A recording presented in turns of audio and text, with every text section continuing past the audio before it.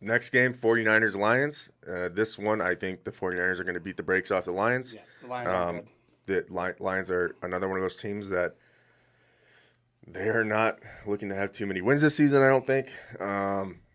Very few options on offense. The defense is just not great.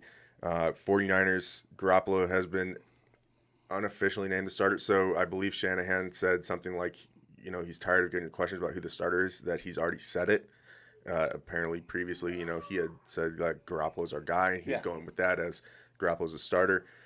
So I think, we might see Trey Sermon break off, a big run here or two. Hopefully, start to see some of that I potential am. work where he takes over for Raheem Mostert. I drafted Sermon in a couple of fantasy leagues. Yeah, I like his abilities down the road. I don't know if he plays a huge role in this game, but the 49ers are going to be up by a lot. if they get up a lot, that's where we can start to see a little bit more of maybe even. I don't know if Trey Lance would play yet, but they've talked about using like two quarterback sets or rotating in the quarterbacks throughout the game, which is a little bit interesting to me. In our league, we were playing with a guy who's a heavy 49ers fan in Mr. Kamai, Joe Rockstar. Now, Joe Rockstar. And I drafted knowing that because if looking at his team, he's got 5 players from San Francisco on his team. Ooh. So I overdrafted a little bit on certain positions for 49ers guys that I wanted to get. One of them being Trey Sermon. The other one is I took Trey Lance a little bit later in the draft, which I know is a little bit of a head scratcher, but I think that there's outside potential that they are going to play him towards the end of the season, that Garoppolo could get hurt or they could be doing bad, and they're going to put Lance in there to see if he gives them an uptick. And he's got potential to be top 10 quarterback, top 5 quarterback just with his pure talent. Now, if that's just fantasy talking. If we're talking regular NFL, I'm not wanting him to start this year. Again, we've talked about this. I want him to sit and get acclimated to the NFL. But fantasy wise, I think there's outside potential that later on in the year he could be a game or a league winning quarterback for a team. So overdrafted him a little bit, probably, admittedly so. But I was looking at Joe Rockstar's roster, and I was like, oh, he's going to go for a second quarterback. He loves the 49ers, got a big heart on for him. He might go for Lance.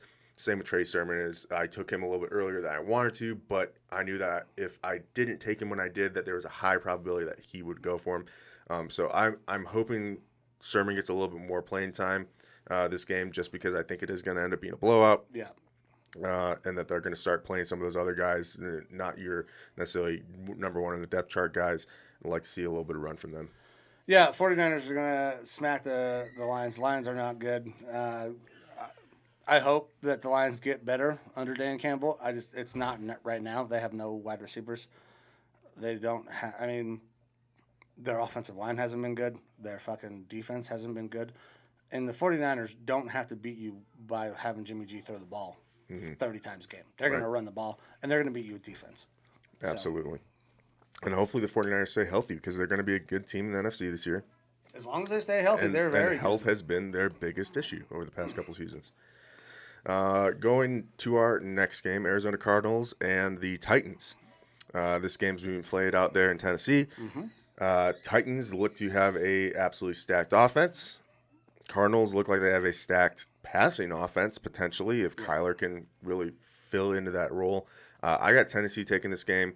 It'll be a little bit closer. I think it's going to be one of those more offensive heavy games in general, though Tennessee does have a decent defense on them. It's Tannehill has always kind of scared me as a quarterback. Fantasy wise, he's done very well fantasy wise, and he's one of those guys that you can get later in the draft that is going to be very consistent for you. But I mean, just between Derrick Henry, they're going to try to run the ball down their throats a lot. And then now they've just got kind of a stacked wide receiver core. I don't see how Tennessee, if Tennessee doesn't win this game and doesn't continue to have a very good offense, then they need to start looking at their coordinator and being like, what's going on? We've got too much talent here Yeah. between Julio and AJ to not be putting up massive numbers on people. Yeah, I was back and forth on this game.